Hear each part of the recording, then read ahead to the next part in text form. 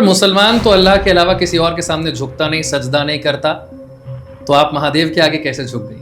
100 से ऊपर मुसलमान महिलाएं आई थी अलीपुर पुलिस कोर्ट में मुझे नोच करके मारने के लिए, तो वो क्या जिहादन नहीं है?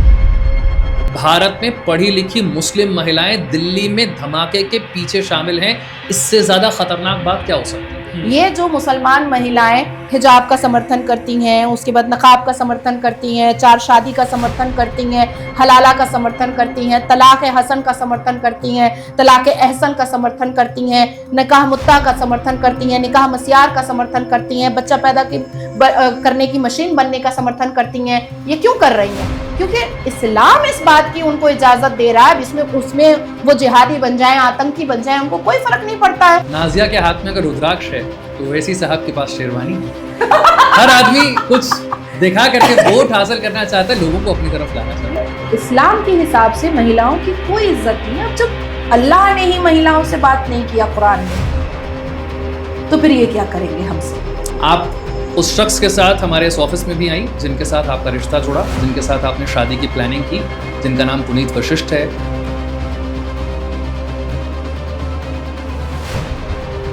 क्या ऐसा हुआ नाजिया के साथ? नाजिया, हमने आपसे कई बार इस बारे में बात करने की कोशिश की, आपने कहा कि नहीं अभी समय सही नहीं, और इस बात का हमने बड़ा रिस्पेक्ट किया क्योंकि आपकी पर्सनल लाइफ है।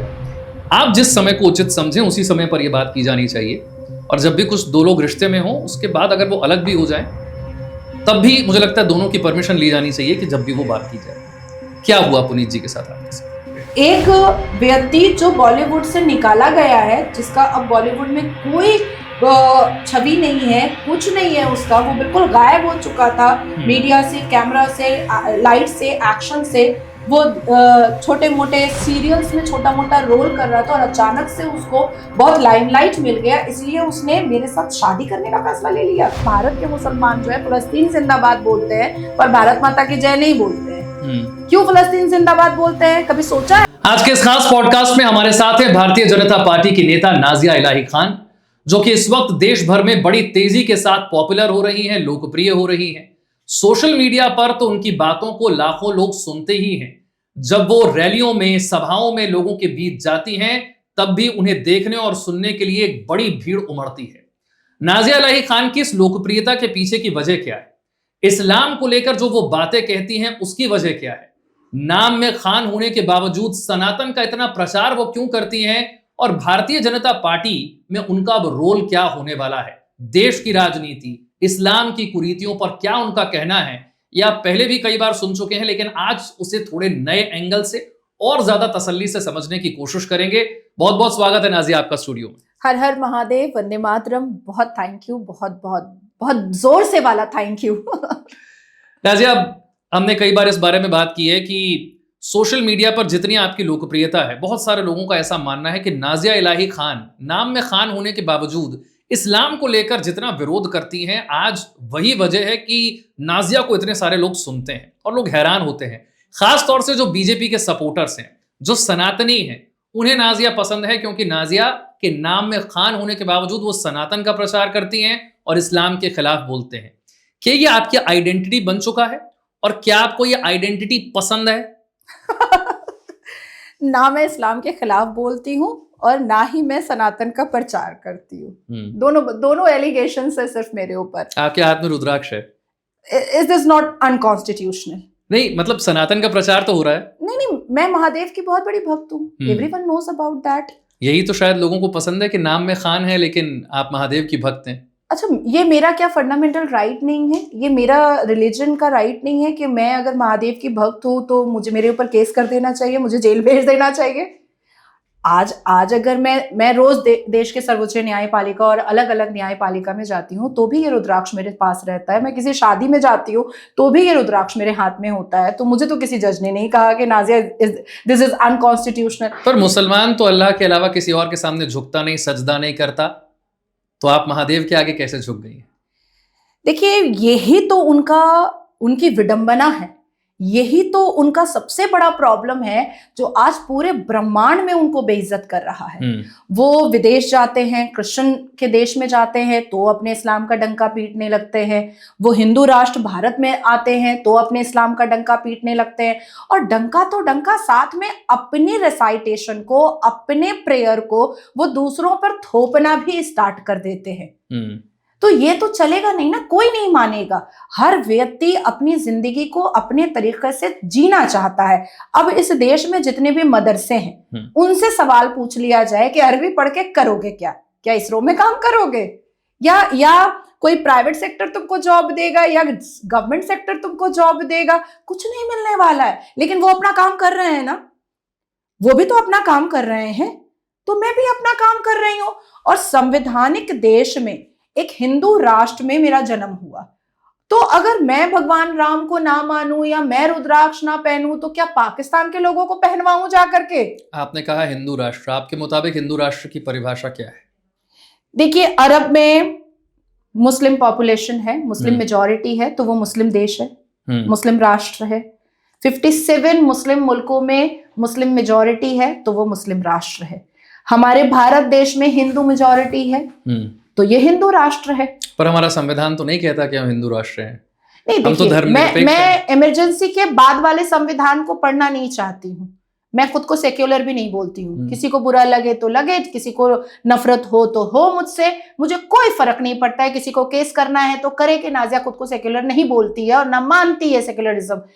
मैं, भीमराव अंबेडकर जी ने जो संविधान लिखा था, मैं उसको पढ़ती भी हूँ, मैं उसको मानती भी हूँ, और मैं उसी पर चलती भी हूँ। भारत अभी तो हिंदू राष्ट्र नहीं है, कम से कम संविधान के मुताबिक तो नहीं है।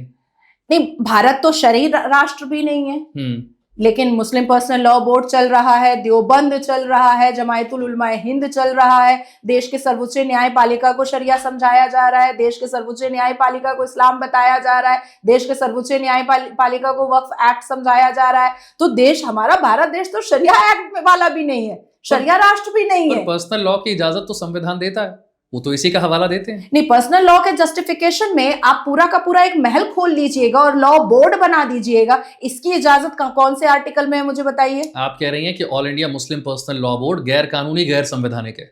बिल्कुल। देश के संविधान के चैप्टर 3 के आर्टिकल 13 से 28 तक पढ़िएगा। फ्रीडम ऑफ एक्सप्रेशन है, फ्रीडम ऑफ रिलीजन है, फ्रीडम ऑफ स्पीच है, फंडामेंटल राइट्स है। लेकिन फ्रीडम ऑफ रिलीजन के नाम पर आप देवबंद खोलिएगा, देव की पूजा करने वाले को बंद करना, तो ये तो नहीं चलेगा। आप अल-फलाह यूनिवर्सिटी में जिहादियों को पालिएगा, ये तो नहीं चलेगा। ये संविधान ने कब कहा कि बुरहान वानी जो है हिंदू पंडितों का नरसंहार करेगा, अफजल गुरु जो है वो चला जाएगा पार्लियामेंट को उड़ाने के लिए, याकूब मेमन सीरियल बॉम्ब ब्लास्ट करेगा? ये कब संविधान ने कह दिया? ये मैंने तो नहीं पढ़ा, अगर किसी ने पढ़ा होगा तो मुझे बता दे। पर लोग ये भी कहते हैं कि कुछ मुसलमान कोई ऐसी आतंकी वारदात में शामिल हो जाएं, इसका मतलब ये थोड़ी कि सारे मुसलमान खराब होते हैं। कुछ कट्टरपंथी, कुछ असामाजिक तत्व तो हर धर्म में हो सकते हैं, इसलिए मुसलमानों के ही नाम को खराब क्यों करना? नहीं, ये मेरा भी कहना है कि अगर कोई 1, 2, 3, 4, 5 हजार, 20,000, 50,000, 1 लाख, 1 करोड़, 2 करोड़, 5 करोड़ अगर खराब है तो एक्सेप्ट कर लो ना कि वो खराब है, और हम उसके मरने पर हम कब्र में जगह नहीं देंगे, कब्रिस्तान में हम जगह नहीं देंगे। एक्सेप्ट कर लो। अगर नासिर खान बलात्कारी है तो कह दो कि वो बलात्कारी है, लेकिन इमाम साहब जाते हैं उसका निकाह पढ़वाने के लिए, कर रहे हैं ना। अब याकूब मेमन के जनाजे की नमाज में कितने मुसलमान सैलाब की तरह गए थे, कूड़े करकट पर, गटर पे, नाला पर, ठेले पर, रिक्शा पर, सब पर चढ़ चढ़ करके उन्होंने नमाज पढ़ा है, क्योंकि भाई उनके लिए वो शहादत ले चुका था, उसने बहुत बड़ा काम किया था। उसने अलहामी किताब अल कुरान के हिसाब से जिहाद का काम किया था, और मुबारक जिहाद करके उसने सीरियल बॉम्ब ब्लास्ट करके उसने अल्लाह को खुश किया था, तभी ना शहादत का दर्जा दिया और मुसलमान सैलाब की तरह नमाज पढ़ने के लिए गए। अगर वो आतंकवादी मान लेता मुसलमान कम्युनिटी, भारत देश का मुसलमान कम्युनिटी अगर याकूब मेमन को आतंकवादी मान लेता तो उसके जनाजे की नमाज पढ़ने के लिए जाता? कभी नहीं जाता, कभी भी नहीं जाता। पर ये 72 वर्जिन हूरों का नशा और उस हूरों की वर्जिनिटी को ब्रेक करना जन्नत में, ये नशा इनके दिमाग से निकल ही नहीं रहा है। आपने 72 हूरों का जिक्र किया, दिल्ली के धमाके में तो एक प्रोफेसर शाहीन शाहिद, एक महिला का नाम भी सामने आया। तब लोगों ने सवाल पूछा कि इनको जन्नत का कॉन्सेप्ट किसने समझाया, इनके लिए तो जन्नत में कोई इंतजाम भी नहीं है 72 हूरों वाला, इनको ब्रेन वॉश कौन कर रहा है। जब महिलाएं भी शामिल हो रही हैं, पाकिस्तान में कुछ दिनों पहले एक विंग बना बाकायदा, जहां पर महिलाओं को आतंकवाद की ट्रेनिंग, उनका कोर्स किया जा रहा है। अब जो दिल्ली धमाके में महिला शामिल थी, बताया जाता है कि वो इसी तरीके के किसी ग्रुप का हिस्सा हो सकती है। भारत में पढ़ी लिखी मुस्लिम महिलाएं दिल्ली में धमाके के पीछे शामिल हैं, इससे ज्यादा खतरनाक बात क्या हो सकती है। अच्छा, मुझे तो लगता है जब जागो तब सवेरा, इंस्टेंट ट्रिपल तलाक के खिलाफ, बैन करने के खिलाफ, इंस्टेंट ट्रिपल तलाक बैन करने के खिलाफ जो चदरा और बुर्का वाली महिलाएं जो प्रोटेस्ट करने बैठी थी, क्या उनका कैरेक्टर जिहादी और आतंकी वाला नहीं दिख रहा था क्या? ये वक्फ बोर्ड संशोधन बिल के खिलाफ जो हिजाब वाली और नकाब वाली और चदरे और बुर्के वाली महिलाएं बैठी थी, उनका चरित्र क्या, कैरेक्टर क्या है, जिहाद वाला और उनका क्या क्रिमिनल एक्टिविटीज वाला नहीं दिख रहा था क्या? सीए और एनआरसी के खिलाफ जो ढपली बजाओ गैंग जो बैठा था शाहीन बाग में और पाक सर्कस, पश्चिम बंगाल के पाक सर्कस मैदान में, उनकी शब्दावली, उनके शब्द और उनके कैरेक्टर क्या जिहादियों वाले और टेररिज्म वाले नहीं दिख रहे थे क्या? आज शाहीन दिख गई टेररिज्म वाली और वो नहीं दिख रही थी क्या? वो भी दिख रही थी। मेरी मॉब लिंचिंग में तो 100 से ऊपर मुसलमान महिलाएं आई थी अलीपुर पुलिस कोर्ट में मुझे नोच करके मारने के लिए। तो वो क्या जिहादन नहीं है? वो क्या टेररिज्म एक्टिविटीज नहीं दर्शा रही थी क्या?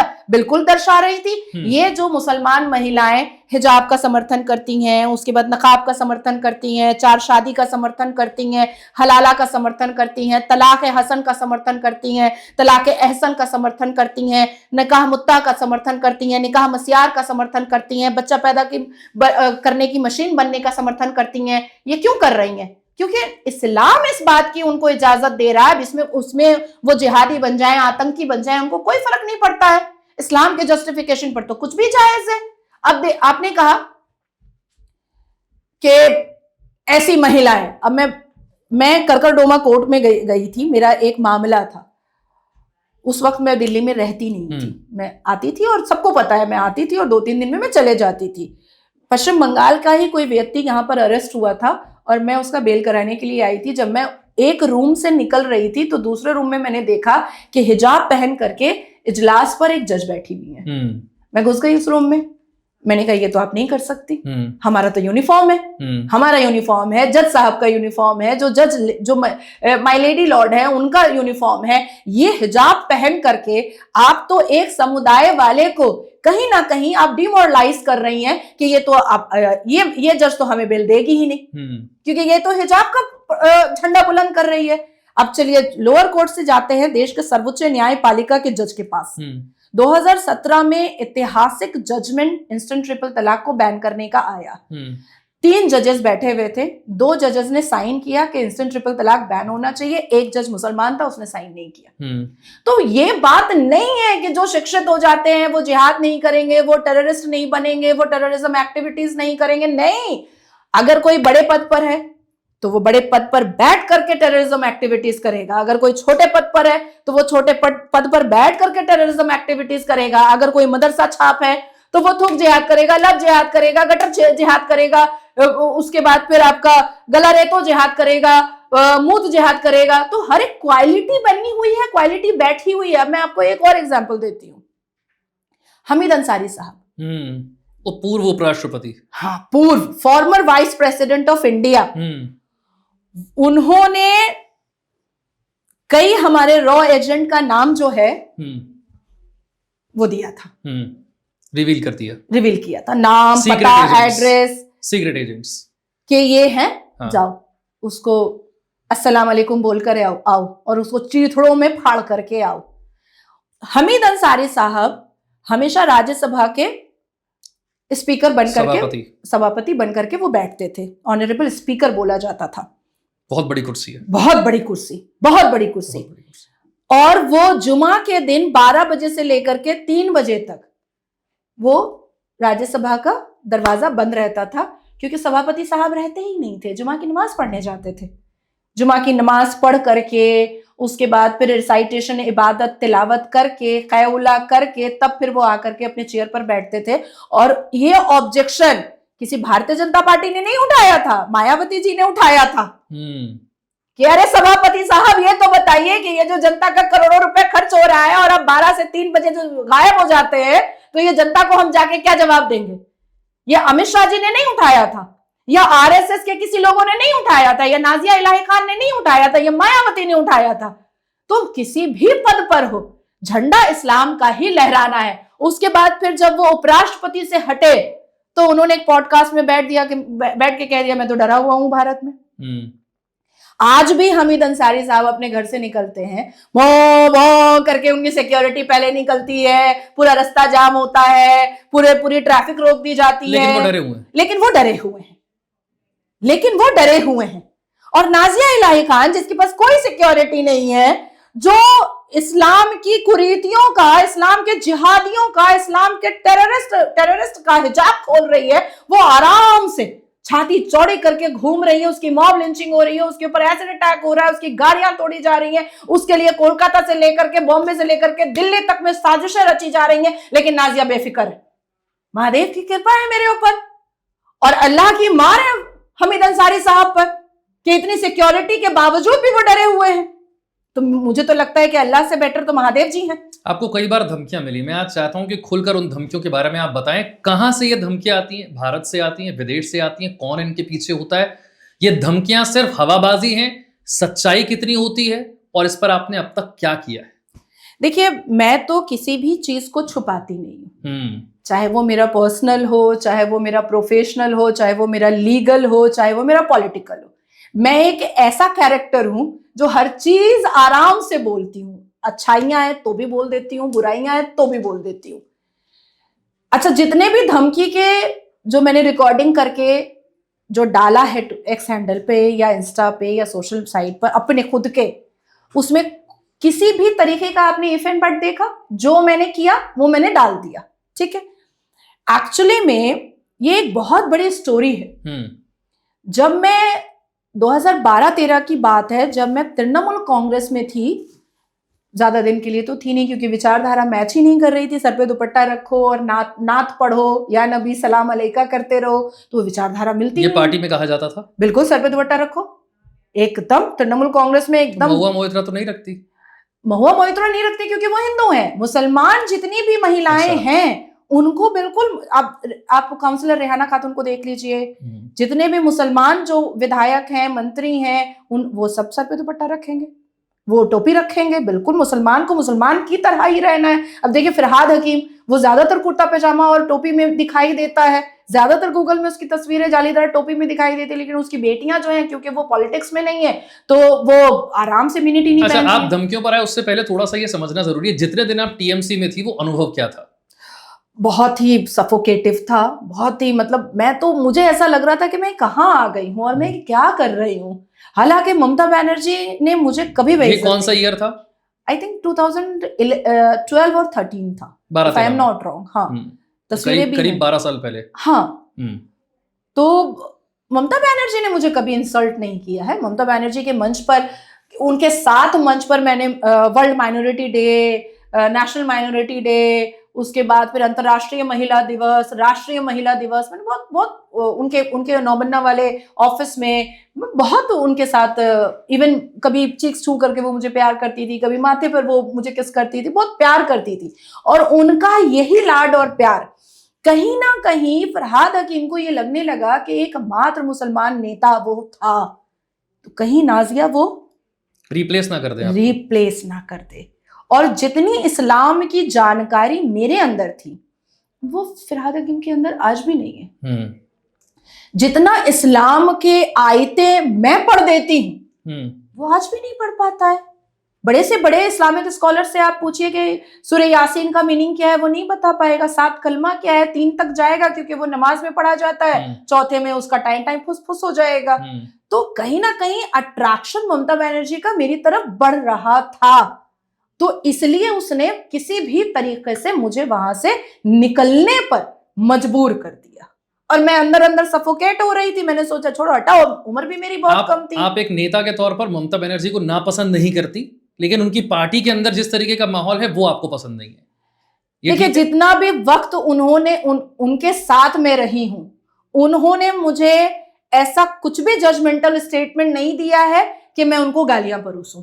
लेकिन उनकी विचारधारा मुझे तब भी पसंद नहीं थी, उनकी विचारधारा मुझे अब भी पसंद नहीं है। जिस तरीके से वो सर पे आंचल रखवा करके, दुपट्टा रखवा करके वो मुसलमानों को चूरन बंटवाने का काम करती थी और कर रही हैं, वो गलत था, है और मेरी नजर में वो गलत रहेगा। इसलिए मैं खुद निकली हूं, किसी ने मुझे निकाला नहीं है वहां से।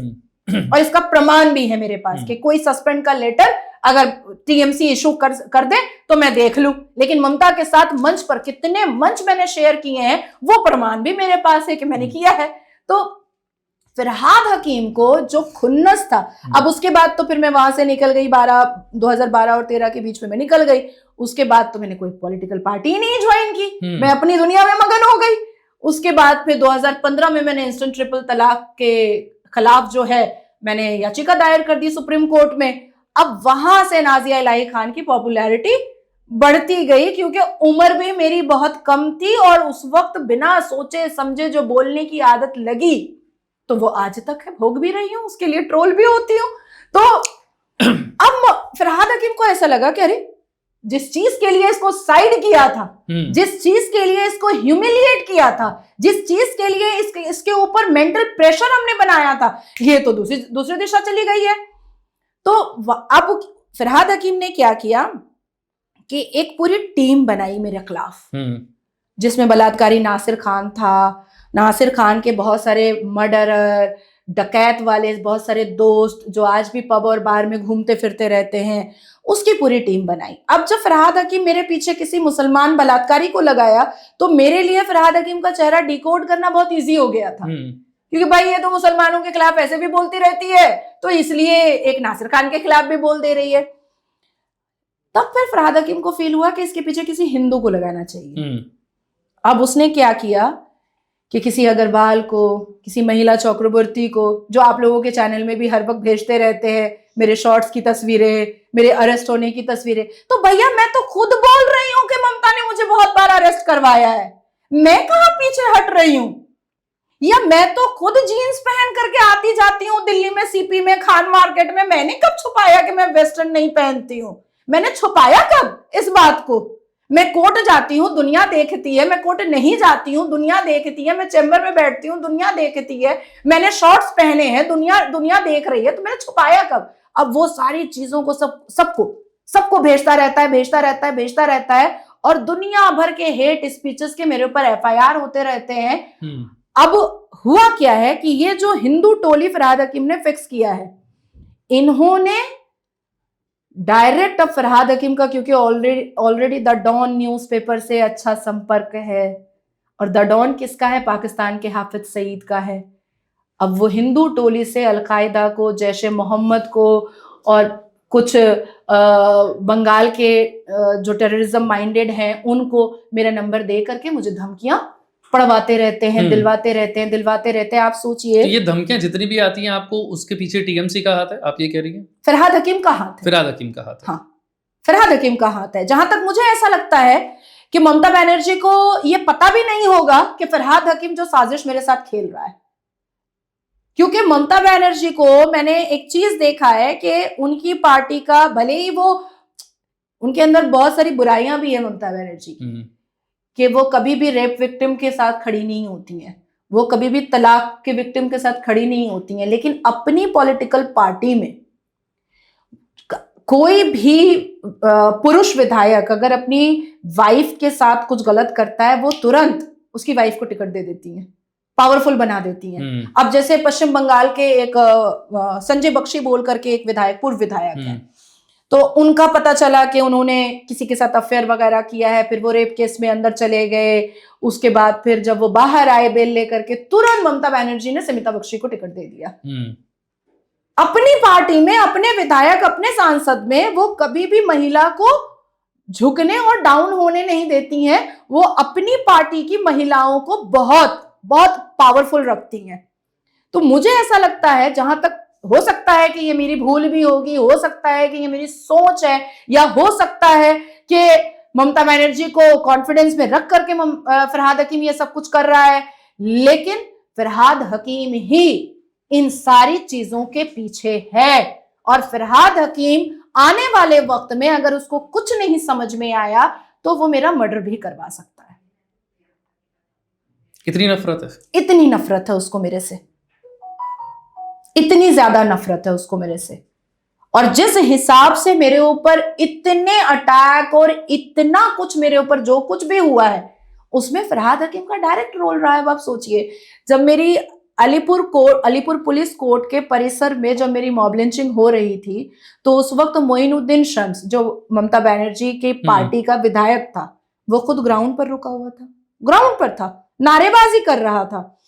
पूर्व आईपीएस ऑफिसर हुमायूं कबीर, 2 हुमायूं कबीर है, एक बशीरहाट वाला है और एक और विधायक है जो पहले आईपीएस था, वो बैठ करके प्रेस कॉन्फ्रेंस किया है मेरे खिलाफ कि नाजिया को काट देंगे, हम खुद को भी काट लेंगे, नाजिया को भी काट देंगे, नाजिया इलाही खान को। वो प्रेस कॉन्फ्रेंस मेरे पास अभी भी है, मैं भेज दूंगी आपको। तो ये किसकी टोली के हैं? ये सब फरहाद हकीम की टोली के हैं, सारे के सारे फरहाद हकीम की टोली के हैं। अब फरहाद हकीम का एक और चम्मच है, ताहा सिद्दीकी। हाँ, ताहा सिद्दीकी एक चम्मच है, दलाल है। वो मेरे को रात में 1 बजे 12 बजे के करीब एनपीजे होटल में बुलाता है। मैं बोली ये बुड्ढा मेरे को गाय को होटल में बुला रहा है रात में इतनी देर। मैंने कहा मेरा ड्राइवर नहीं है, मैं नहीं आऊंगी। तो नहीं आप आइए, मैं अपना गाड़ी भेज दे रहा हूँ। मैंने कहा नहीं बिल्कुल नहीं। उसके बाद बहुत उन्होंने प्रेशराइज किया, कुछ बात है नाजिया आ जाओ। तो मैं अपने ड्राइवर को बुलाई रात में, अपने बेटे और अपने मामू को साथ मिली रात में, और मेरे घर से एनपीजे होटल का डिस्टेंस बाई कार 10 मिनट था, एयरपोर्ट के पास ही है दमदम। वहां पर मैं गई, नीचे रिसेप्शन पे मैं बैठी, मैंने कहा क्या बात है, बोलिए। नहीं रूम में चलो। मैंने कहा चप्पल उतार के ना मारूं मैं तुझे, मुंह रंग दूंगी मैं तेरा, मैं क्यों रूम में जाऊंगी। और फिर मैं वहां से लौटी, और अभी कुछ दिन पहले टीएमसी का एक मुसलमान विधायक इस बात को बोला कि ताहा सिद्दीकी कितना अश्लील है, ये नाजिया ने बिना हिचकिचाहट के सरेआम कैमरा के सामने बोला है।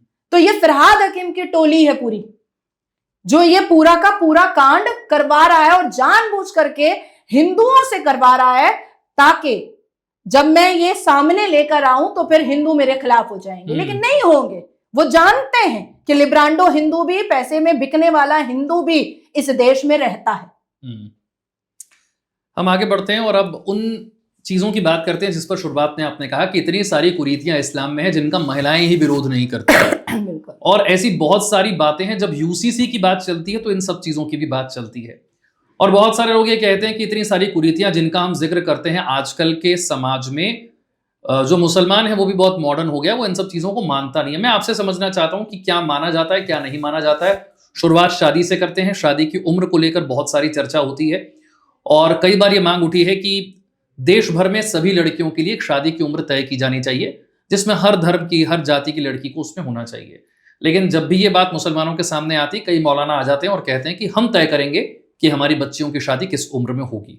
आज की सच्चाई क्या है, क्योंकि आप इस समाज को बहुत नजदीक से देख रही हैं, कितना बदला है ये समाज? क्या आज भी घरों में कम उम्र में शादी को लेकर के महिलाएं सहमत हैं? बच्चियों से तो पूछा नहीं जा रहा, क्या उनकी माताएं, घर में जो बुजुर्ग हैं वो महिलाएं सहमत हैं? और किस उम्र में शादियां हो रही हैं? नहीं, मुसलमान घरों में महिलाओं से पूछता कौन है कि क्या करना चाहिए और क्या नहीं करना चाहिए? ये तो कोई पूछता ही नहीं है, कोई इज्जत नहीं है महिलाओं की। थोड़ी पूछा जाता है कि मेरी बेटी की प्यूबर्टी स्टार्ट हो गई है तो मैं तुम सुनो बताओ मैं बेटी की शादी कर दूं, ये पूछा ही नहीं जाता है। जो करते हैं वो अब्बा जान करते हैं, वो घर के मर्द करते हैं। आज भी कोई बदला नहीं, कुछ नहीं बदला है। अब आप सोचिए ना, आप अल कुरान उठाइए, उसको आप पढ़िए। अल्लाह तबारक ताला सिर्फ पैगंबरों से बात कर रहे हैं पूरे कुरान में। कहीं पर भी उन्होंने, अब पैगंबरों की बेटी भी होगी, पैगंबरों की बीवी भी होगी, माँ भी होगी, फुफ्फो भी होगी, खाला भी होगी, सबको ही होगी ना, पर अल्लाह ने किसी भी महिला से बात नहीं की है। अल्लाह ने अगर बात की है तो सिर्फ और सिर्फ पैगंबरों से बात की है। और अल्लाह ने किसी महिला को पैगंबर भी नहीं बनाया, प्रॉफिट बनाया ही नहीं। तो अल्लाह ही जब मेल डोमिनेटेड नेचर है तो फिर उनके बंदे क्यों नहीं मेल डोमिनेटेड नेचर होंगे? हमारे इस्लाम के हिसाब से महिलाओं की औकात नहीं है डिसीजन लेने की। हमारी महिलाएं डिसीजन नहीं लेती हैं। अब एक हवा उड़ाया जाता है, एक फलसफा झाड़ा जाता है जो इस्लामिक स्कॉलर टीवी चैनल की खिड़कियों में बैठ करके झाड़ते हैं। अगर हम तलाक देते हैं तो लड़कियां भी खुला ले सकती हैं, हमारा इस्लाम बहुत बुलंद है। अरे बेवकूफ, किसको समझा रहे हो? अब जो हिंदू हैं वो बेचारे चुप हो जाएंगे। कुछ मुसलमान हैं जो अपने आप को बहुत राष्ट्रभक्त बताने की कोशिश करते हैं, चैनल्स पर करती हैं और करते हैं, लेकिन एक्चुअली में भांडा तो फोड़ते नहीं है, डिकोड तो करते नहीं है, लाग लपेट की बात करके छोड़ देते हैं।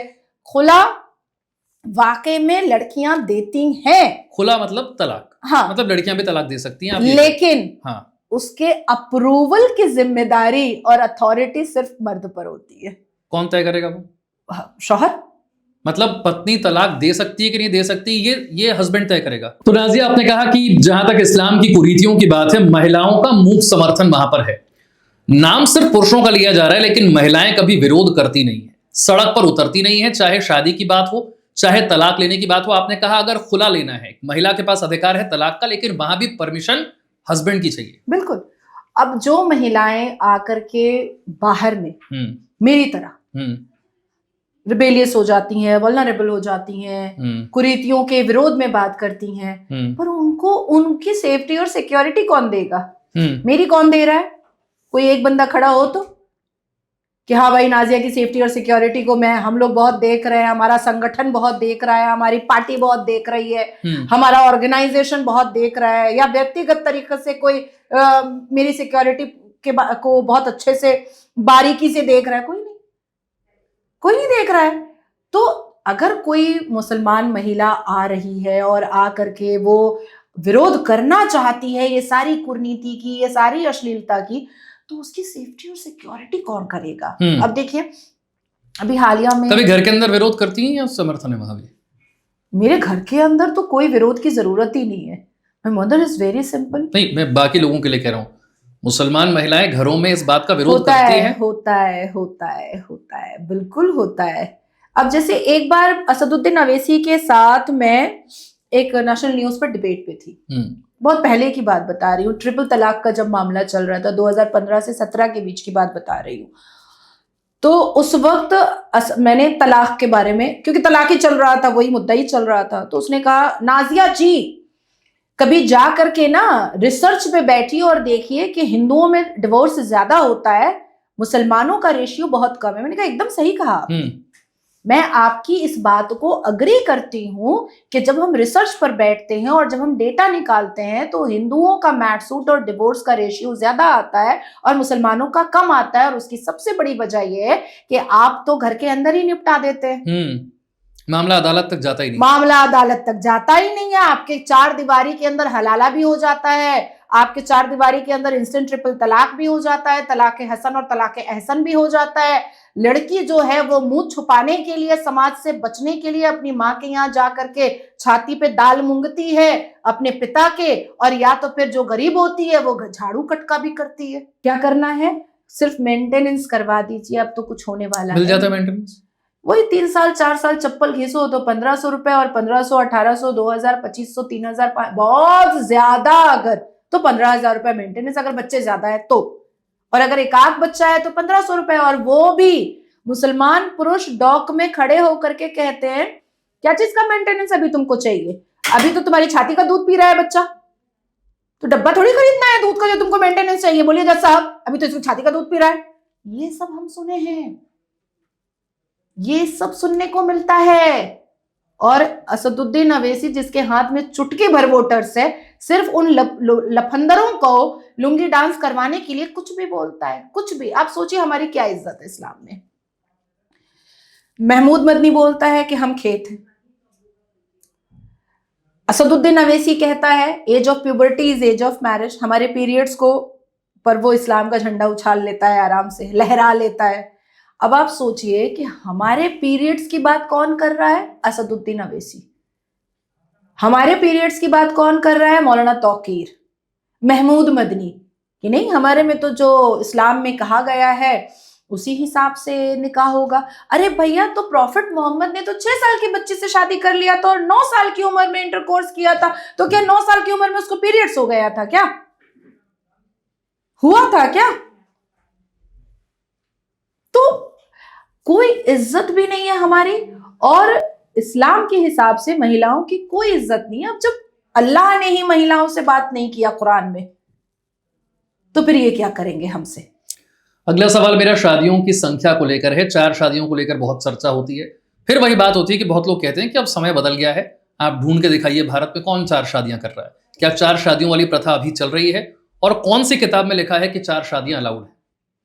अल कुरान में हमारे प्यारे नबी, हमारे आका पैगंबर मोहम्मद ने 11 शादियां की थी। हमारे भारत में बहुत सारे लोगों ने 4 शादियां की हैं, बहुत सारे लोगों ने। इसमें छुपाने की क्या बात है? बहुत सारे ऐसे मुसलमान हैं जिनकी 4 बीवियां हैं। मैं तो ऐसे लोगों को भी जानती हूँ जिनकी 4 बीवियां हैं और उससे उन्होंने 19 बच्चे पैदा किए हैं, 4 बीवियों से। कम किए हैं, आंखें मत फाड़िए आप, वो कम है। और भी ज्यादा हो रहे हैं। 4 से 40 होना मतलब चाहिए। आप ये कह रही है कि 2025 आ गया, खत्म हो रहा है 2025, हम 2026 में जा रहे हैं, लेकिन जो कुरीतियां चली आ रही हैं वो वैसे ही जा रही हैं, कुछ बदला नहीं है, कुछ भी कोई मॉडर्न मुसलमान नहीं हुआ। अब इसको मैं और अच्छे से आपको बता देती हूँ। 1450 साल पहले, और अल कुरान इस बात की वजाहत भी करता है और मतलब लिखित तरीके से भी है कि कुरान में 44 बार बनी इजराइल का जिक्र है, और यहूदियों को खत्म करने का सिलसिला पैगंबर मोहम्मद के जमाने से और पैगंबर मूसा के जमाने से चला आ रहा है। आज भी यहूदी और इजराइल को खत्म करने का सिलसिला चल रहा है। इसीलिए भारत के मुसलमान जो है फलस्तीन जिंदाबाद बोलते हैं, पर भारत माता की जय नहीं बोलते हैं। क्यों फलस्तीन जिंदाबाद बोलते हैं? कभी सोचा है? क्योंकि ये पैगंबर मोहम्मद का अधूरा काम है, अधूरी चीज है। उन्होंने मुकम्मल तरीके से यहूदियों को खत्म नहीं कर पाए थे, वो जिसको पूर्ण कौन कर रहा है? हमास कर रहा है, गाजा कर रहा है, फलस्तीन कर रहा है। इसीलिए भारत के मुसलमान फलस्तीन जिंदाबाद के नारे लगा रहे हैं, और पूरे ब्रह्मांड का मुसलमान, ये जिम्मेदारी है उनकी कि पैगंबर मोहम्मद के अधूरे काम को पूरा करना है। इसीलिए इजराइल का समर्थन में कोई मुसलमान आपको नहीं दिखा होगा, लेकिन फलस्तीन के समर्थन में आपको सब मुसलमान दिखे होंगे। अब हिंदुओं से इतनी नफरत क्यों है? क्यों हमको दिख जाता है कि कन्हैया का गला कटा गया, कमलेश का गला रेत दिया गया, तो बहराइच में राम गोपाल मिश्रा की छाती पे गोली मार दिया? क्या ही कर रहा था बेचारा, भगवा झंडा ही तो डाल रहा था। या कन्हैया ने क्या ही किया था? आई सपोर्ट नुपुर शर्मा ही लिखा था।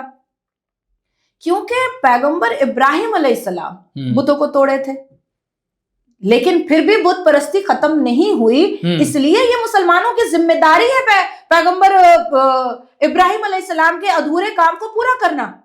इसीलिए शोभा यात्रा पर पत्थर मारा जाता है, इसलिए रामनवमी पर पत्थर मारा जाता है, इसीलिए ज्ञानवापी का सर्वे होता है तो चप्पलों की बारिश हो जाती है। यही वजह है। तो अधूरा काम तो पूरा करना है। 4 शादियों की हमने बात की। मैं अगला सवाल आपके सामने रख रहा हूं। इंस्टेंट ट्रिपल तलाक को तो भारत सरकार ने बैन करवा दिया, तलाक अब कैसे होता है मुसलमानों में? देखिए, टू बी वेरी फ्रैंक, अभी भी इतना अवेयरनेस हुआ नहीं है। बहुत सारी, यानी अभी भी ट्रिपल तलाक चलता है? अभी भी चल रहा है। बहुत सारी ऐसी अत्याचारित महिलाएं हैं जो बहुत परेशान हो करके, कभी कभी मुझे भी फील होता है कि शायद बहुत सारी बच्चियां हैं जो मेरे पास आना चाहती हैं पर आ नहीं पाती, उनको मेरे तक आने का कोई जरिया नहीं मिल पाता है। लेकिन जो आ जाती हैं उसमें से बहुत सारी ऐसी बच्चियां हैं जिन्होंने दिखाया है कि उनको 10 रुपए वाले स्टैम्प पेपर पर तलाक दे दिया है, फोन पर तलाक तलाक तलाक लिख दिया है। तो इतना अवेयरनेस नहीं हुआ। लेकिन हाँ, हम लोग बहुत शुक्रगुजार हैं देश की सरकार के, और खास करके स्मृति ईरानी जी को मैं बहुत धन्यवाद आज भी करती हूँ, क्योंकि जिस हिसाब से उन्होंने अपनी आवाज़ उठाई थी, जिस हिसाब से उन्होंने संसद में एक बिल पास करवाया और मुस्लिम वुमेन प्रोटेक्शन एक्ट को लाने में उन्होंने अपनी पूरी एड़ी चोटी का जोर लगाया, और जिस हिसाब से उन्होंने पटल पर अपनी बात को मनवाया, इसके लिए इस देश की हर एक मुसलमान बेटी जो इंस्टेंट ट्रिपल तलाक की अत्याचारित है उसको स्मृति ईरानी जी का शुक्रिया अदा करना चाहिए, क्योंकि उन्होंने करवाया। अब तलाक हसन होता है। पहले एक पीरियड्स पर एक तलाकनामा नोटिस के तौर पर लिख करके, दूसरे पीरियड्स पर दूसरा तलाकनामा, तीसरे पीरियड्स पर तीसरा तलाकनामा। तो तलाक हसन ऐसे होता है। तो अब तलाक जो तरीका है उससे महिलाएं सहमत हैं? अब कहना मुश्किल है। कौन, नहीं मुश्किल नहीं है। कौन चाहता है कि मैं तलाकशुदा हो जाऊं? कोई चाहता है क्या? कोई लड़की चाहती है क्या? हमारे यहाँ मर्द इतने गुस्वर होते हैं कि रोटी अगर थोड़ी मोटी बन गई तो तलाक, बेटियां पैदा हो रही हैं तो तलाक। या आज भी वैसा ही है? माँ से थोड़ी बहुत आपस में आदमी अपनी माँ से भी थोड़े बहुत कन्फ्रंटेशन या हुज्जत हो ही जाती है, पर हो गया अगर सास से तो तलाक। तो छोटी छोटी बातों पे हमारे यहाँ तलाक होता है। एक ऐसी बात जिसे लेकर के सबसे ज्यादा भ्रांतियां हैं या बहुत सारी बातें होती है वो हलाला है। बहुत सारी ऐसी बातें कही जाती है जिससे मुसलमान नाराज हो जाते हैं इस बात को लेकर। हलाला की सच्चाई क्या है, वो क्यों रखा गया, कौन सी किताब में मेंशन है और क्या आज भी चल रहा है? मुसलमान कौन सी बात पे नाराज नहीं होते हैं? तो वंदे मातरम हम बोलेंगे तो वो नाराज हो जाते हैं, जय श्री राम मैं बोलती हूँ नाराज वो होते हैं, तो संविधान मानने के लिए बोलो तो नाराज हो जाते हैं, वो तो सभी चीजों पे नाराज हो जाते हैं।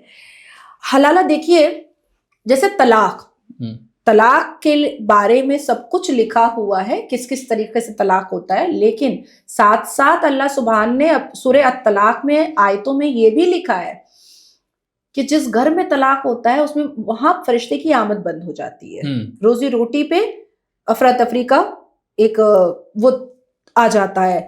तो सख्त ममानियत कही है अल्लाह सुभान ने, लेकिन तलाक तो दे रहे हैं ये लोग। अब जहेज के लिए कहते हैं जहेज लानत है, मलामत है, नदामत है हमारे इस्लाम के हिसाब से, पर मुझे लगता है ऐसी कोई शादी नहीं है जो बिना जहेज के हो रही है। उसी तरीके से हलाला को भी सख्त मना किया गया है कुरान में, हालांकि उसके प्रोसेस बताए गए हैं हदीसों में, सही अल बुखारी में, लेकिन सख्त मना किया गया है, पर ये लोग कर रहे हैं। अभी मैं जिसकी काउंसिल हूं अनीशा बानो की, उसका भी तो उसका चाचा ससुर हलाला कर रहा था, तो वो भाग के आ गई अपने आप को बचा करके। ये नॉर्मल प्रैक्टिस है, ये होता हो ही रहा है अभी ना, ये तो अभी की बात है, 2025 के दिसंबर की बात है। तो यहाँ पर महिलाएं आवाज नहीं उठा रही? वो बेचारी उठा रही है, कोर्ट तक जा रही है, थाने में चप्पल घीस रही है। इसकी अवेयरनेस के लिए काम कौन करेगा? इसके अवेयरनेस के लिए काम हम लोग जो बन पड़ रहा है हम लोग कर रहे हैं, लेकिन मुझे ऐसा लगता है कि इन सारी कुप्रथाओं और इन सारी कुरीतियों को सुओ मोटो लेकर के देश की सर्वोच्च न्यायपालिका को काम करना चाहिए, क्योंकि हम बोलते हैं तो हम टारगेटेड हो जाते हैं, हम बोलते हैं इन सब अश्लीलता के खिलाफ तो हमारे ऊपर FIR हो जाता है। तो अगर कोई बहुत इजी रास्ता निकालना है इन सारी कुरीतियों के खिलाफ, तो देश की सर्वोच्च न्यायपालिका को सुओ मोटो एक्शन लेना चाहिए। जैसे तलाक हसन पर भी अभी जो चीफ जस्टिस ऑफ भारत है उन्होंने देखकर कहा कि भाई ये सब अभी तक चल रहा है, ये सब कैसे चल रहा है। तो उन्होंने एक बहुत ही सॉलिड टिप्पणी की है। तो मुझे लगता है कि अगर कोई गिल्ट फीलिंग है जो लोग हलाला कर रहे हैं, उनमें किसी भी तरीके का गिल्ट है, उनको लगता है हम तो अपना धर्म फॉलो कर रहे हैं, क्या उस हस्बैंड को कभी ये बात महसूस होती है कि मेरी वाइफ को किस प्रताड़ना से होकर गुजरना पड़ा है, क्योंकि मुझे तलाक के बाद भी वो वापस चाहिए थी, मैं उसके साथ रहना चाहता हूं, उसको इस प्रोसेस से गुजर कर आना पड़ रहा है जो उसकी अपने सेल्फ रिस्पेक्ट के लिए बहुत बुरा है। क्या हस्बैंड के सेल्फ रिस्पेक्ट के लिए बुरा नहीं है? क्या वो ये बर्दाश्त कर पा रहा है कि उसकी पत्नी के साथ ये सब हो रहा है? हर समाज में मर्दों को कहाँ गिल्ट होता है, जो जिनकी पैदाइश में ही गलती होती है, जिनके माँ बाप उनको अपब्रिंगिंग ही बहुत बुरी देते हैं, कहाँ फील होता है। अब जो मर्द मुझे गालियां लिखते हैं, क्या उनको फील होता है कि वो गलत लिख रहे हैं? अब जो अलकायदा का मेंबर जो है उसने मुझे कॉल करके कहा कि मैं तेरी माँ का रेप करूंगा, मैंने कहा वो तो बहुत बुजुर्ग है, तो कह रहा है इंशाल्लाह करूंगा तेरी माँ का रेप। तो उसको गिल्ट हो रहा है क्या? या जो लोग मेरी तस्वीरों में को मॉर्ब करके न्यूड बना देते हैं, क्या उनको गिल्ट हो रहा है?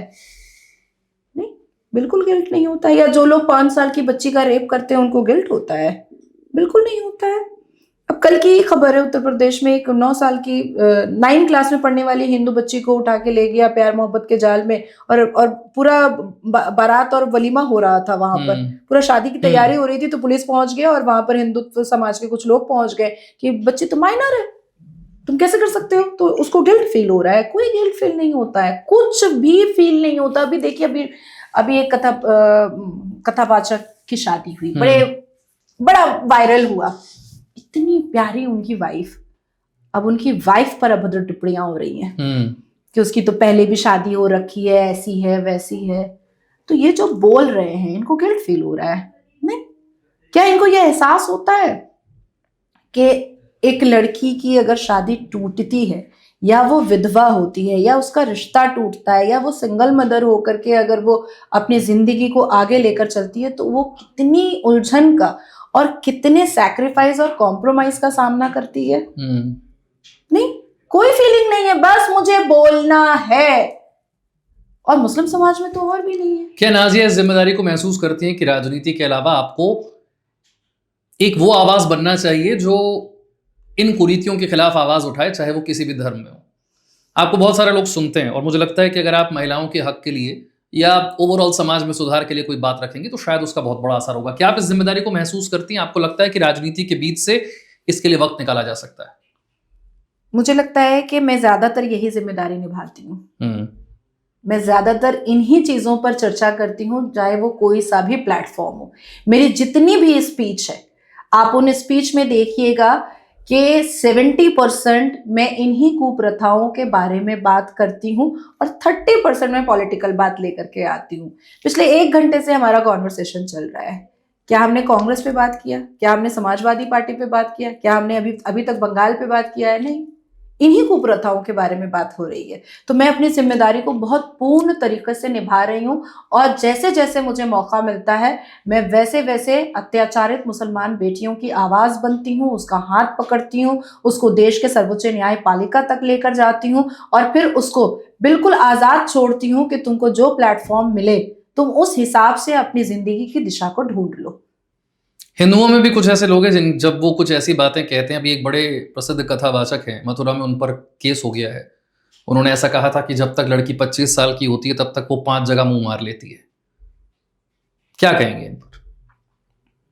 देखिए, मुझे ऐसा लगता है कि बहुत सारी ऐसी चीजें हैं जो आज के समाज में लोग बर्दाश्त नहीं कर पाते, चाहे जितनी भी सच्चाई हो। बहुत सारी चीजें होती हैं। अब सीपी में हम जाते हैं, मैं किसी पर जजमेंटल स्टेटमेंट नहीं देती हूँ।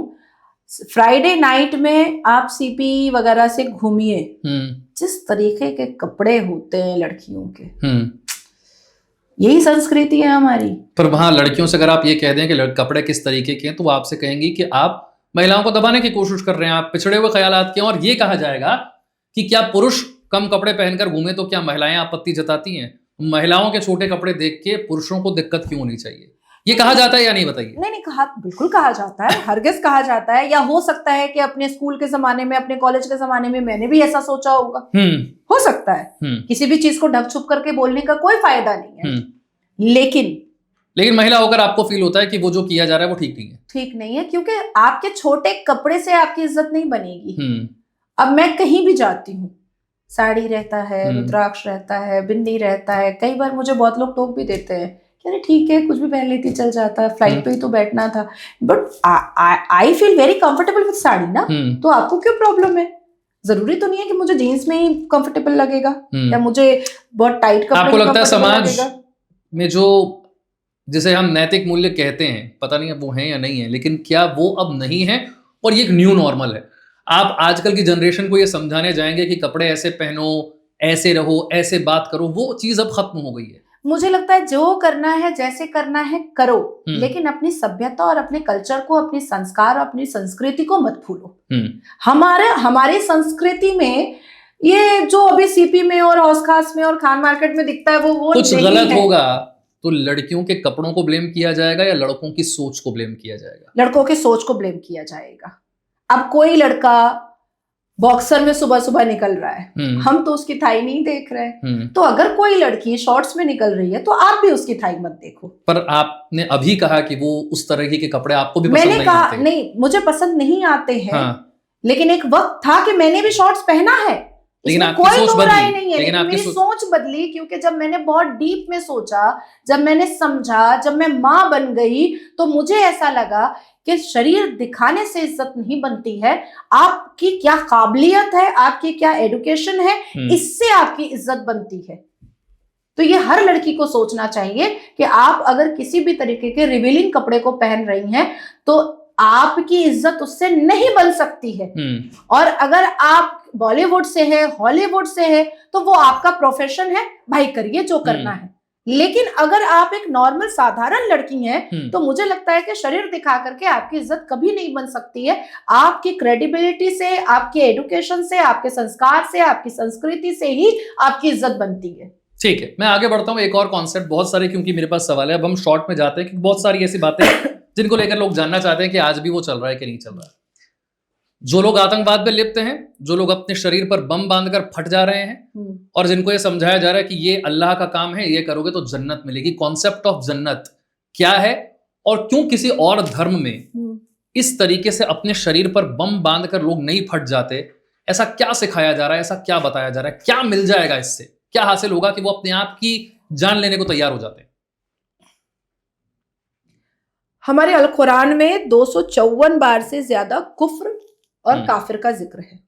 254 बार से ज्यादा है कुफ्र और काफिर का जिक्र है।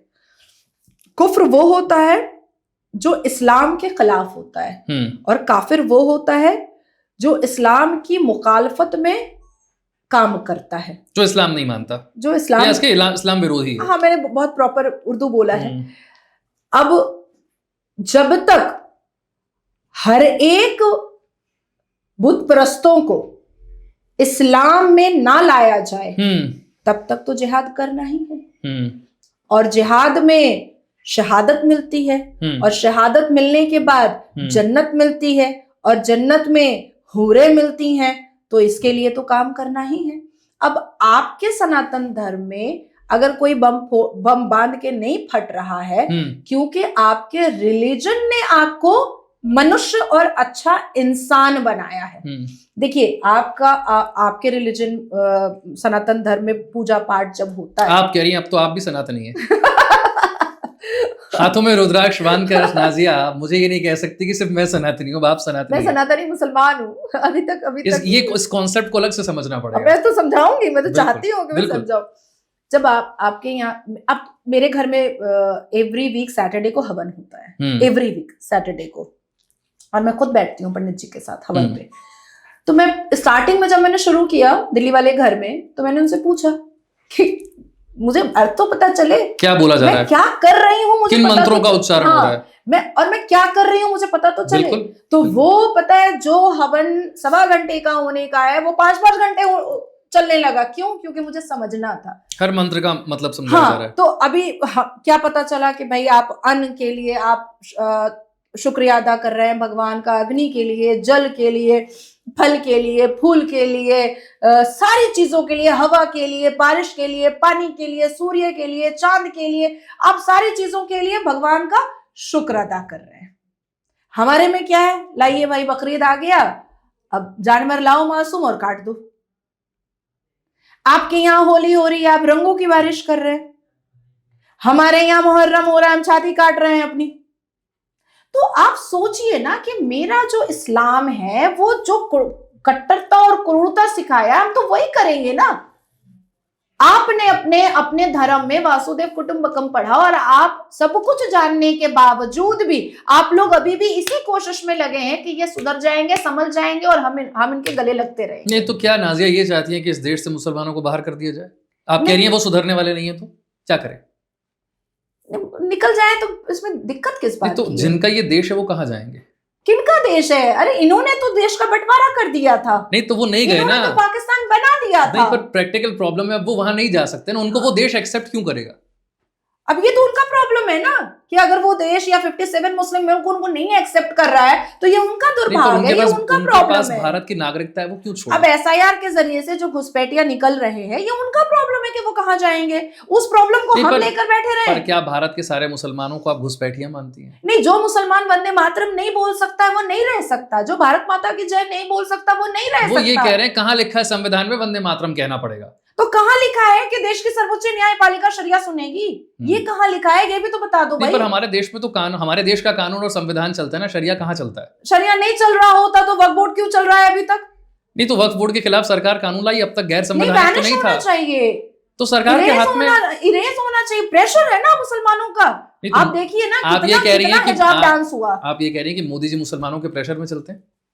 नहीं, मैं ये नहीं कह रही हूँ कि हाँ। मुसलमानों के प्रेशर में चल रहे हैं। अब तक मैं तो कह रही हूँ कि आप लोगों के सर पर वासुदेव कुटुंबकम का जो मंत्र जो है ना वो चारों तरफ घूमते रहता है, और आप लोग अभी भी इसी कोशिश में हैं कि कभी ऐसा होगा कि ये भी हमारी तरह एक अच्छे इंसान बन जाएंगे, जो नहीं हो रहा है। नहीं हो रहा है। अभी तो छोटे मदनी ने जिहाद का ऐलान किया, कर दिया ना ऐलान।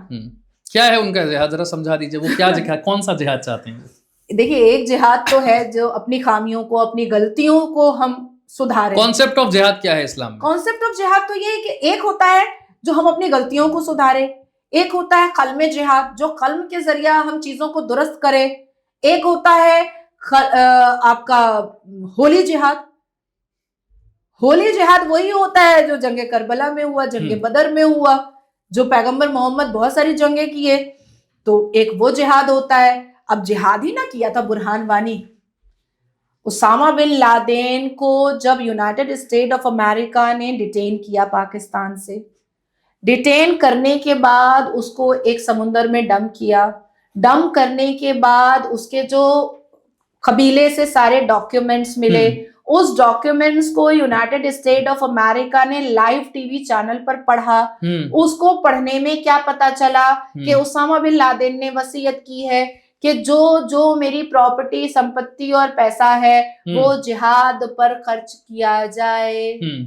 तो कौन सा जिहाद कर रहा था उसामा बिन लादेन? बहुत खूबसूरत जिहाद कर रहा था क्या?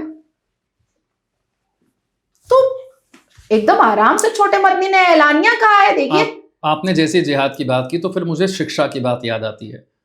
लोग बहुत सारे कहते हैं कि जब अगर आपने शिक्षा दे दी, आपने रोजगार दे दिया, तो फिर लोग कट्टरवाद की तरफ नहीं जाएंगे, आतंकवाद की तरफ नहीं जाएंगे। हमारी इस पर चर्चा पहले भी हुई कि दिल्ली के धमाके में शामिल ज्यादातर लोग प्रोफेसर थे, डॉक्टर थे, पढ़े लिखे लोग थे।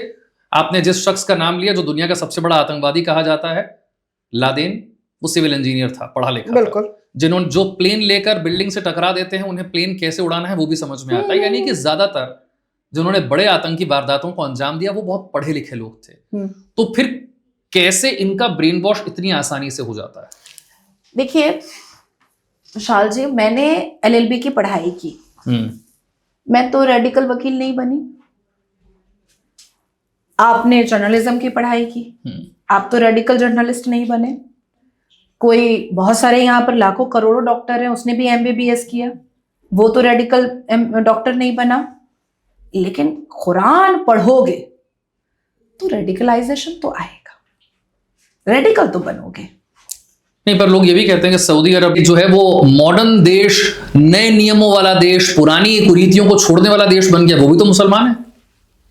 टूरिज्म को इनहांस करने के लिए और वक्त के साथ रिफॉर्म होने का जो तरीका UAE ने एक्सेप्ट किया है वो वाकई में काबिल तारीफ है।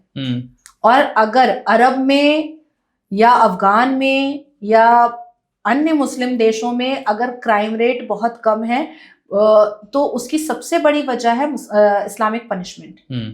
इस्लामिक पनिशमेंट की वजह से मुसलमान देशों में, खास करके UAE में, किसी की हिम्मत है कि कोई क्राइम कर दे? आपको पता है, अगर कोई रोड पर UAE में, मैं तो बहुत बार दुबई और अबू धाबी गई हूँ और सभा करके आई हूँ, कोई अगर अपनी टैक्सी को रोड पे खड़ा करके टैक्सी के ऊपर नमाज पढ़ ले, सीधा पेनल्टी और जेल है, जबकि वो इस्लामिक देश है। अच्छा, मैं एक अच्छी बात बताती हूँ आपको। अभी जो मैं 2023 में मैं अबू धाबी गई थी तो मैंने देखा था एक बहुत बड़ी मस्जिद है। मेरी फ्रेंड ने वहां से कॉल करके कहा कि वो मस्जिद को तोड़ी गई है नाजिया, जिसको तुम फोटो वोटो लेकर गई थी कि बहुत खूबसूरत बनी हुई है, वो पता है स्टोन से बनी हुई थी। तो मैंने कहा क्यों तोड़ दिया मस्जिद? तो नहीं, वहां पर ना वो पूरा रास्ता चौड़ा किया जा रहा है और वहां पर आगे में शॉपिंग मॉल बनवाया जा रहा है। मैंने कहा भाई छाती पीटूं मैं, खुद को मारूं, क्या करूं?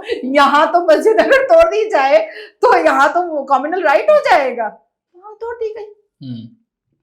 अब कंट्री को डेवलप करने के लिए UAE के जो किंग हैं, जो वहां की सरकार है, कब्रिस्तान तोड़े, मस्जिद तोड़े, कुछ भी तोड़े। मजाल है कि वहां के सिटीजन की इतनी औकात है कि वो सरकार के बीच में आ जाए। एकदम औकात नहीं तो है। वो इस्लामिक देश होते हुए भी ये सब रोक सकता है, और भारत में ये सब राजनीति का हिस्सा हो चुका है, वोट मिलता है इससे। अब किसी को जिसको मिलता होगा उसको मिलता होगा। मुझे नहीं लगता है कि भारतीय जनता पार्टी कभी भी ऐसी कोई सोच रखती है, मुझे नहीं लगता। मैं एकदम दावे से कह सकती हूँ कि भारतीय जनता पार्टी के दिमाग में या दिल में ऐसी कोई भी सोच नहीं है, क्योंकि आज तक हमेशा मुसलमानों को बहुत प्यार से, मोहब्बत से, मुसलमानों को मतलब एकदम गले लगा करके मोदी जी जो हैं वो रखना चाहते हैं आज भी। कई बार तो मैं गुस्से में आ जाती हूँ कि अरे भैया आप लाड प्यार छोड़ दो, ये नहीं होंगे अपने। लेकिन मोदी जी तो छोड़ ही नहीं रहे लाड प्यार। तो थोड़ा बहुत तो हेमंत बिस्वा शर्मा है, पुष्कर धामी है, वो थोड़ा बहुत अपना काम कर भी ले रहे हैं। उनका नारा सबका साथ, सबका विकास, सबका विश्वास है। कौन तो आप सा चाहती हैं साथ? सबका साथ ना लिया जाए? कौन सा साथ? नहीं कौन सा साथ आएंगे साथ? जो लाल किला में बम फोड़ रहे हैं और जिसकी तारीफ अरशद मदनी कर रहा है बैठ करके, और जिहाद का ऐलान महमूद मदनी कर रहा है, ऐसे लोगों का साथ हमें चाहिए। मुझे लगता है कि मोहम्मद बिन सलमान को भी यूएई में नहीं चाहिए होगा। इस देश में धर्म की राजनीति कभी बंद हो सकती है? हो सकती है, अगर मदरसा बंद कर दिया जाए, अगर मज़ारे तोड़ दी जाए। क्या मोदी सरकार इतनी हिम्मत कर सकती है? देखिए, सारी जिम्मेदारी और सारा का सारा नारियल हम सरकार पे क्यों फोड़े? हम लोग क्या कम है? तो आप चाह रही है मुसलमान अपनी इच्छा से मदरसे बंद कर दे? जरूरत ही नहीं है। बच्चों को पढ़ाओ लिखाओ, स्कूल भेजो, उसको इंजीनियर डॉक्टर बनाओ, रेडिकलाइजेशन दिमाग से निकालो, देश से प्यार करना सिखाओ, देश से मोहब्बत करना सिखाओ, और तिरंगे झंडे के सामने सर झुकाना और सल्यूट करना सिखाओ। कौन कह रहा है आपको सजदा करने तिरंगे झंडे के सामने? बड़े से बड़े ऑफिसर भी नहीं करते हैं सजदा, हम सल्यूट करते हैं तिरंगे झंडे को। आपने कहा मोदी जी मुसलमानों को साथ लेकर चलते हैं, ओए लाड प्यार नहीं, पर विपक्ष तो कहता है कि एक टिकट आप मुसलमानों को नहीं देते, कोई मंत्री नहीं बनाते, कोई चुनावा विधायक, कोई सांसद, बड़ी मुश्किल से कुछ 0.1% मिल जाए तो मिल जाए, बाकी तो कहीं टिकट नहीं मिलता उनको। अब मुसलमान सामने तो आए, क्यों नहीं मिलेगा? आज भारतीय जनता पार्टी के प्लेटफॉर्म पर नाजिया इलाही खान को आप ही बैठा करके इतनी इज्जत दे रहे हैं ना, आपका ही स्टूडियो आपको दे टिकट रहे हैं मिलेगा? ना। मिले तो अच्छा है, ना मिले तो अच्छा है। आपने कम से कम ना, मैं तो ना मांगी हूं कुछ, ना मांगूंगी कुछ। इच्छा है आपकी संसद या विधानसभा जाने की? संसद जाने की इच्छा है, क्योंकि अगर मैं रहूंगी और अवैसी रहेगा मजा आएगा। क्योंकि वो जैसे बोलकर निकला ना उम्मुल मोमिनीन के बारे में, तो उस वक्त तो मैं उसको समझाती, बेटा तू इधर आ, उम्मुल मोमिनीन शायद बहुत सारे लोग नहीं समझ रहे हैं हाउस में, मैं बहुत अच्छे से समझ रही हूं। पर ओवैसी साहब को लेकर के तो ये कहा जाता है कि जितना ओवैसी आगे बढ़ेंगे उतना बीजेपी का फायदा है, क्योंकि वो मुसलमानों का वोट बांट देते हैं। जो वोट कांग्रेस को मिल सकता था, जो वोट आरजेडी को मिल सकता था बिहार में, वो बढ़ते बढ़ते बढ़ते कम होता चला गया। 5 सीटें ओवैसी साहब ले आए। अब ओवैसी साहब की 5 सीटें उनके फायदे में तो जा नहीं रही, विपक्ष के फायदे में। फायदा तो आपका ही है, जहां जहां ओवैसी पहुंचे वहां बीजेपी का फायदा। ठीक है ना? ये ओवैसी के पास इतना लोकप्रियता है। वोट कुछ काट तो सकते, मान लीजिए 10 वोट थे, एक ही विपक्षी पार्टी थी, वहां से 3-4 वोट भी इधर खिसक गए। ओवैसी के विधायक को इस बार बिहार में कोई खरीदा नहीं, लालू प्रसाद की पार्टी खरीदती है हो ना। सकता है अब खरीद लें। हाँ, तो अभी तो चुनकर आ गए, पिछली बार भी 5 आ गए थे। दलाली का काम कर रहा है इसका मतलब ओवैसी, और बदनाम हमें कर रहा है। दलाली का काम करता है, खड़ा कर देता है मुसलमान एरिया में, उसके कैंडिडेट मुसलमान एरिया में खड़े होते हैं, मुसलमान एरिया में खड़ा कर देता है, उसके बाद फिर दलाल बन करके भाव लगा देता है अपने विधायकों पर सरकार तो उनकी बनती नहीं ना, नुकसान तो हो ही गया विपक्ष का। अवैसी कोई 22 करोड़ मुसलमानों का नेता थोड़े ही है, चुटकी भर के मुसलमानों का नेता है। धीरे धीरे रिप्लेस तो कर सकते हैं। कहाँ कर रहा है? एक ही अवैसी तो टिमटिमा रहा है हाउस में, कहाँ अवैसी बहुत बढ़ चुका है। बीजेपी तो सपोर्ट करती है? नहीं, आप मुझे क्या बताना चाह रहे हैं कि अवैसी भारतीय जनता पार्टी से पैसे लेकर के बिक चुका है? ओ भाई, आपने तो बहुत बड़ी खबर दी है मुझे। अब तक तो हमारे ऊपर ये इल्जाम लगता था, अब मुझे समझ में आया कि अवैसी भी बिका हुआ है। अब तक तो हमें बोला जाता था कि आरएसएस पैसा देती है, भाजपा पैसा देती है, इसलिए नाजिया जहर उगलती है मुसलमानों के खिलाफ। अच्छा, अवैसी भी पैसा लेता है भाजपा से? नहीं, लेकिन फायदा तो है, राजनीतिक फायदा तो है। नहीं है कोई फायदा नहीं है, ये चीज समझ लीजिए। लेकिन आपको लगता है देश में पढ़े लिखे मुसलमानों का अगर कोई चेहरा है तो वो वैसे ही है? वो संविधान को, कानून को जितना बेहतर तरीके से बताते हैं। हुआ है अभी वक्फ बोर्ड संशोधन बिल के खिलाफ में वो देश की सर्वोच्च न्यायपालिका गया था, शेरवानी पहन करके जनता के साथ बैठा हुआ था, गाउन पहन करके हम ही लोग थे जज के सामने। शेरवानी में दिक्कत है कोई? अब इतनी गर्मी में कौन शेरवानी पहनता है? उसने तो अपना ड्रेस कोड बना दिया है। अच्छा, एक तभी तो वो मुसलमानों के नेता हैं।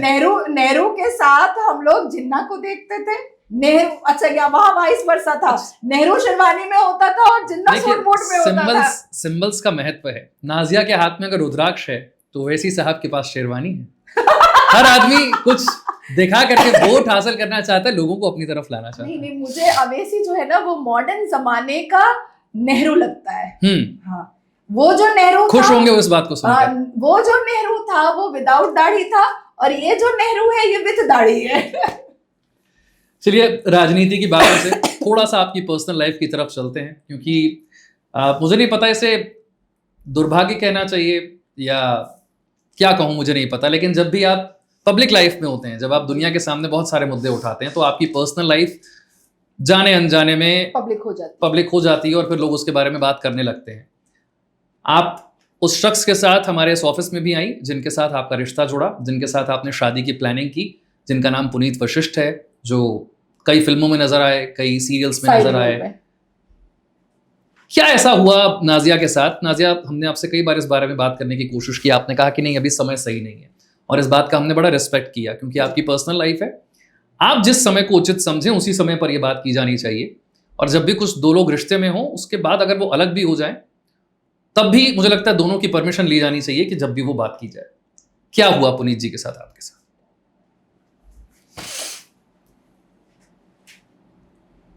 मैंने नहीं चाहा था कि मैं अपनी पर्सनल इस मतलब अपनी इस बात को मैं पब्लिक डोमेन पर रखूं। I never want to keep my personal stuffs in public domain.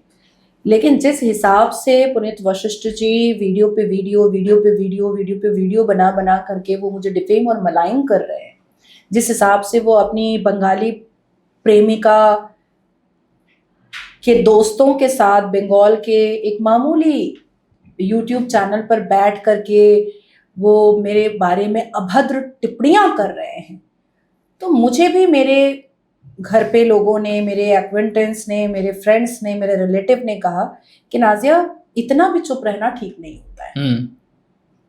क्योंकि उस रिश्ते को तोड़ते वक्त 1.5 मिनट के वीडियो के बाद तो मैंने कुछ बोला ही नहीं। लाखों लोगों ने मुझे कॉल किया कि नाजिया आप कुछ बोलिए, नाजिया कुछ तो बोलिए। मैंने कहा नहीं, मुझे नहीं बोलना। और मैं बहुत ब्लेस्ड हूं कि जितने भी मीडिया से मुझे कॉल आया और जब मैंने कहा मुझे नहीं बोलना है तो उन्होंने पर्सनली भी कुछ उस पर कुछ भी नहीं किया कि नाजिया चुप है, नाजिया को नहीं बोलना। और उन्होंने मेरी इस चीज का बहुत इज्जत रखा और मैं FM न्यूज की भी बहुत आभारी हूं कि मैंने एक बार मना किया तो आप लोगों ने दोबारा कभी बढ़ करके भी नहीं बोला कि बात करते हैं। बहुत आभारी हूं मैं। पर मैं बिल्कुल परेशान हो गई कि एक व्यक्ति इतनी बदतमीजियां करते चला जा रहा है। तो अब शायद, और घर वालों का भी, मुझे अम्मा अब्बा का भी परमिशन मिला कि नहीं अब बात कहाँ बिगड़ी, वहां से शुरू करते हैं। बात बिगड़ी कहाँ? क्योंकि जब आखिरी बात आप हमारे ऑफिस आए, हमने आप दोनों का इंटरव्यू एक साथ किया था, तब तक हमें लग रहा था कि सब चीजें बहुत अच्छी चल रही हैं, हमारी दुआएं भी आपके साथ थी, लेकिन चीजें कुछ ठीक नहीं हुई। बात बिगड़ी कहाँ?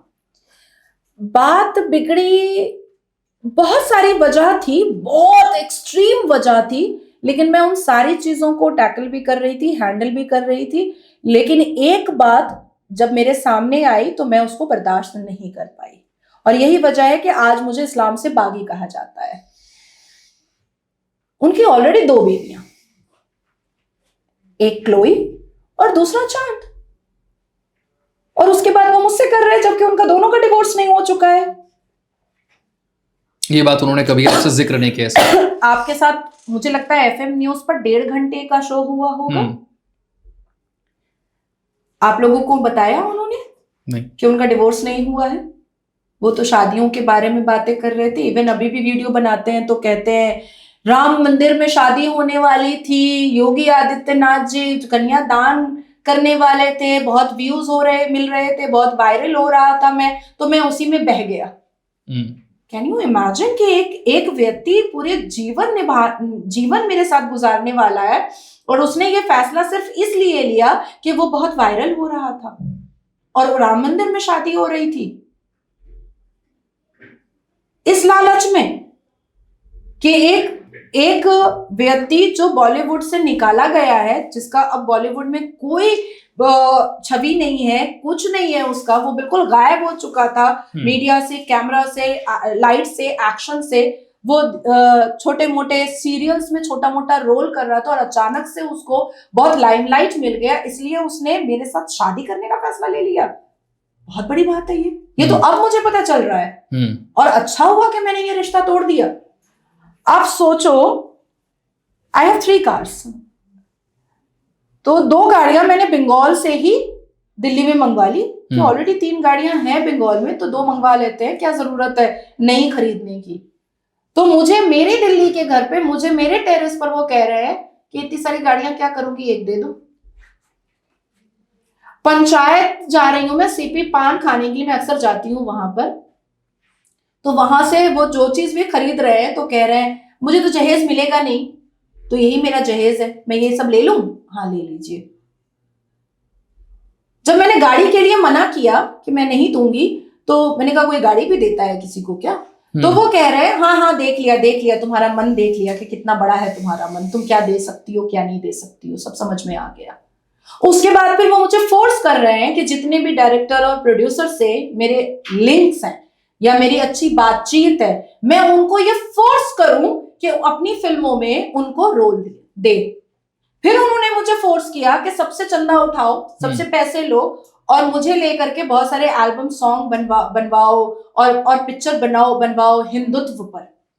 उसके बाद फिर जुहू में जहां पर वो रहते हैं, उनका कोई सोसाइटी का प्रेसिडेंट है, वो मुसलमान है, उनसे शायद उनकी पटती नहीं है, तो उस मुसलमान के लिए उन्होंने मुझे वॉइस नोट किया कि इसको दिल्ली पुलिस कमिश्नर के पास बुलवा करके इसको डंडे लगवाओ, तब इसको समझ में आएगा कि पुनीत वशिष्ठ की अर्धांगिनी कौन है। आपकी पोजीशन, आपका पावर, आपका फेम और आपका पैसा, क्या उसका फायदा उठाना चाह रहे थे? बिल्कुल, ऑब्वियसली अभी भी आप देखिए कि वो अपनी फर्स्ट वाइफ क्लोई की बुराइयां करते हैं, उसको डिफेम करते हैं, उसको इतनी अभद्र बातें उसके खिलाफ बोलते हैं अपने ही चैनल के वीडियो में, अपने ही खुद ही वीडियो बना करके, कोई मीडिया नहीं बुलाता है उनको, अपने ही वीडियो में मेरी बुराइयां करते हैं। लेकिन वो चांद जो बंगालन है उसकी तो तारीफ के पुल बांधे जाते। तो जब आप खुश थे उस बंगालन के साथ, तो आपको किसी के जीवन के साथ खेलने की थोड़ा सा कंफ्यूजन होगा, मुझे लगता है थोड़ा सा और पीछे चलते हैं। उन्होंने आपसे कभी बताया था कि ये 2 रिश्ते हैं, या आपने कहीं और से इस बारे में पता लगवाया? मुझे 6 दिसंबर को हमारा एंगेजमेंट था यति नरसिंहानंद महाराज जी के दासना मंदिर पे, जो हमारी शॉपिंग वगैरह लखनऊ में हुई थी।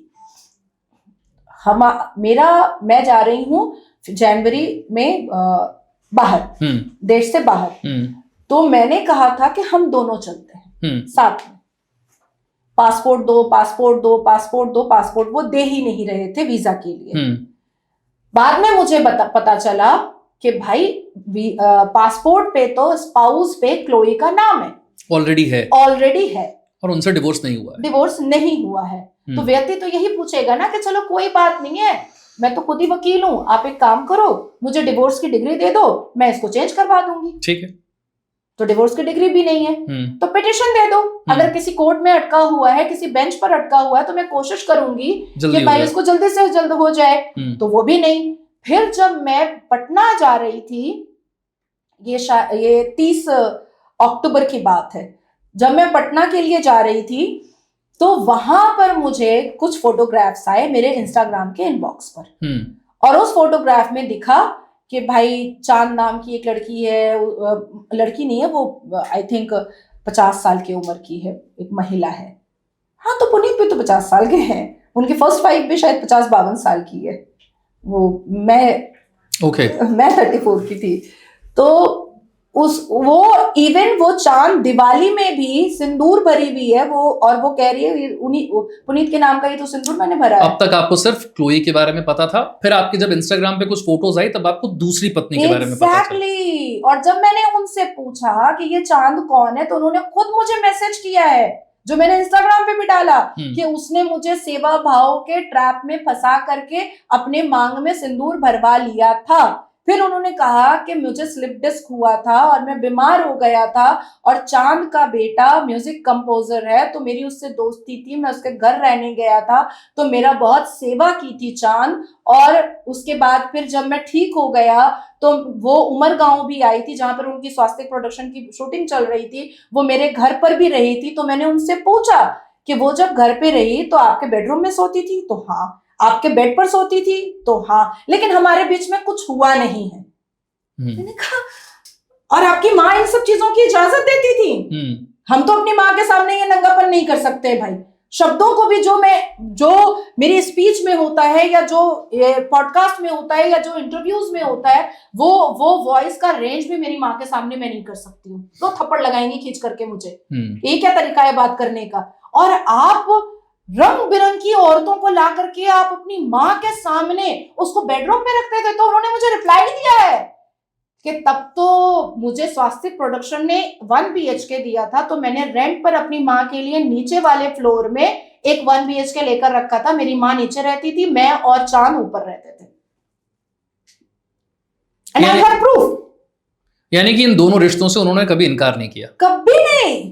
तो जब आपने इस बारे में सवाल पूछा कि बिना डिवोर्स के आप मुझसे शादी क्यों करने जा रहे थे, इसका क्या जवाब था? वो तो उनकी माँ ने भी कहा वो तो पुरानी बातें हैं, वो सब पास्ट की बातें हैं। मैंने कहा आपके लिए आपका बेटा कहता है कि वो वशिष्ठ है, वशिष्ठ होने का उसको बहुत घमंड है, तो इतने बड़े ब्राह्मण हो करके, हिंदू हो करके सिंदूर डालने को आप लोगों ने खेल मजाक समझ के रखा है क्या? अब क्योंकि पुनीत जी को ऐसा लग रहा है कि कहीं ऐसा ना हो कि नाजिया हिंदू मैरिज एक्ट के हिसाब से मुझे जेल भिजवा दे, तो अब वो कह रहे हैं कि नहीं मैंने टीका लगाया था। पर शायद वो ये भूल रहे हैं कि उनके बहुत सारे स्टेटमेंट्स मेरे पास रिकॉर्डिंग है। क्या आप किसी लीगल एक्शन की तरफ बढ़ना चाहती हैं, बढ़ने वाली हैं? 2 लीगल एक्शन तो मैंने ऑलरेडी ले रखा है, लेकिन अभी तक मैं डिफेमेशन पर गई हूँ, क्योंकि उन्होंने अपने वीडियो में कहा कि मेरी माँ को और बहन को नाजिया बहुत गंदी बातें बोलती थी और बहुत बदतमीजी करती थी। उनकी 2 बहनें हैं, जिसमें से एक से मैं मिली हूँ और मात्र 16 मिनट के लिए, मात्र 16 मिनट के लिए एक बार मेरी मुलाकात हुई है बॉम्बे में, और जिसमें शायद मैंने 4 या 5 शब्द बोले होंगे, मैं चुपचाप बैठी हुई थी। उनकी माँ से मैं 2 बार मिली हूँ, एक बार तो गाड़ी से उतरी थी, पैर छुई थी, दोबारा गाड़ी में बैठ गई, तो अगर उसको जोड़ लेते हैं तो 3 बार। उस वक्त भी मेरी कोई बात हुई नहीं थी, मैंने जुबान खोला ही नहीं था। तो मुझे जानना है कि मैंने क्या बेइज्जत किया। ये जो एलिगेशन वो मेरे ऊपर लगा रहे हैं, तो मैंने डिफेमेशन नोटिस भेजा है।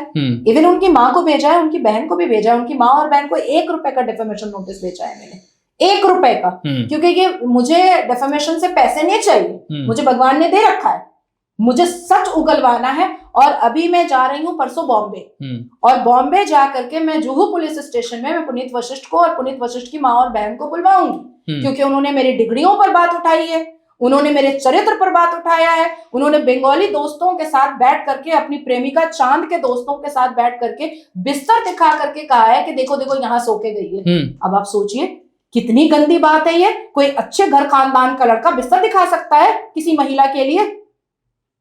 इसका मतलब है कि इनकी परवरिश में कुछ तो खोट है। मैं ऐसे ऑडियो रिकॉर्डिंग उन्होंने मुझे भेजे हैं, इसको उठवा दो, उसको जेल भिजवा दो, उसको पुलिस से डांट खिलवा दो। अरे मेरे प्रोडक्शन हाउस में ताहिर खान बोल करके एक है, बड़ा जिहादी टाइप का है, अपना जो है ना जिहाद करते रहता है स्वास्थ्य प्रोडक्शन में। एक बार उसको टनवा लेना नाजिया, तुम्हारा तो उमर गांव में बहुत टच है, बहुत विधायकों से तुम्हारी बातचीत है, तुम एकदम उसको टनवा लेना। ये सब मेरे पास प्रूफ है। मैं अगर उनके प्रूफ खोलने बैठ जाऊं ना, तो मुंह छुपाने की जगह उनको नहीं मिलेगी। क्या आपको लगता है कि यहां से आगे आपको बढ़ना उस दिशा में है, या आप सोच रही हैं कि इस केस को यहां पर अब छोड़ देना है? देखिए, मुझे बिल्कुल भी अपने आप को इन्वॉल्व करने की जरूरत नहीं है। मेरा क्या नाजिया के अंदर इस समय बदले की भावना है, गुस्सा है, नफरत है, क्या है? बिल्कुल क्या महसूस होता है? नहीं, देखिए, मैं आज भी पुनीत जी बोल रही हूँ। अगर आपने नोटिस किया होगा, मेरे मुंह से बदतमीजी नहीं निकल रही, पर जो बदतमीजी वो कर रहे हैं ना बैठ करके, मेरे लिप्स की बुराइयां, मेरे एज की बुराइयां, मेरे रंग रूप की बुराइयां, मैं पहले मुस्लिम पाड़ा मोहल्ला वाली दिखती थी, मैंने पता नहीं क्या क्या सर्जरी करवाई है। तो भाई बुराइयों में भी ना एक क्वालिटी होती है, और तुम मर्द हो, बी अ मैन, मत करो ये सब पाड़ा मोहल्ला वाली महिलाओं की तरह ये वुमेन्स गॉसिप जो करके बैठ रहे हो अपनी बंगाली दोस्तों के साथ और कर रहे हो कैमरा के सामने, ये शोभा तो नहीं दे रहा है एक मर्द को। मेरे अंदर बदले की कोई भावना नहीं है, क्योंकि मैं पब्लिक फिगर हूं, क्योंकि मैं एक रिनाउंड फेस हूं, और मैंने चुप रह करके उनको ये मौका दिया था कि आप भी चुप हो जाओ, तो ये पर्सनल चीजें पर्सनली रह जाएंगी।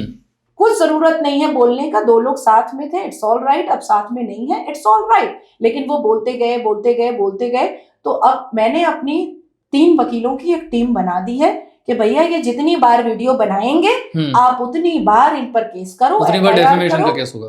नहीं, अब तो इनके ऊपर FIR भी हो रहा है ऑलरेडी। पर आप भी तो आज बात कर रही हैं, क्या आपके खिलाफ भी लीगल एक्शन लेंगी? ले लें, अगर मैंने कुछ गलत बोला है तो बिल्कुल ले लें, उनका फ्री है एकदम। अगर मैंने कुछ गलत बोला है, एक शब्द भी मैंने गलत बोला है, एकदम मुझे लगता है कि एक बाप की पैदाइश है, तो लेना चाहिए लीगल एक्शन। आप चाहती हैं कि यहाँ पर खत्म हो जाए सब कुछ? मैं तो विशाल जी महादेव की सौगंध, उस 1.5 मिनट के बाद मैंने एक शब्द नहीं बोला था। उस 1.5 मिनट के वीडियो के बाद जो मैंने इंस्टाग्राम पे पोस्ट किया कि भाई ये शादी नहीं हो रही है, उसके बाद मैंने एक शब्द नहीं बोला। कितने समय से आपके बीच कोई बातचीत नहीं है? वही लास्ट जो वीडियो मैंने डाला था 1 नवंबर को डाला था, हाँ बस वही लास्ट था। और मुझे उन्होंने कोशिश की बात करने की आपसे? उसके बाद तो वो भिड़ गए ना अपने बंगाली दोस्तों के साथ मेरा चीरहरण करने के लिए। कभी कोशिश नहीं की उन्होंने? नहीं, क्यों करेंगे, उनको शादी वादी नहीं करनी थी, मुझे नहीं लगता है कि उनको शादी वादी करनी थी, वो एक नाटक कर रहे थे। एक आखिरी सवाल है, इमोशनली इन सब चीजों से बाहर निकलना कितना मुश्किल था? बहुत टफ था, बहुत मतलब एक्सट्रीम टफ था। और उस पूरे मतलब सिचुएशन के बाद मैंने जिस हिसाब से काम किया है, सिर्फ एक रोबोट और मशीन की तरह आज भी मैं काम कर रही हूँ कि मेरे माइंड में वो ना आए, मेरे दिमाग में वो ना आए। सिर्फ इसलिए मैंने 1 नवंबर से लेकर के आज हो गया है 12 दिसंबर, एक दिन की भी छुट्टी नहीं ली है, नॉट अ सिंगल डे। मैं रोज सुबह 9 बजे घर से निकलती हूँ, रोज रात में 1 बजे मैं घर जाती हूँ अपना काम कंप्लीट करके। मैं रात के 12 बजे तक अपने चेम्बर में बैठी रहती हूँ।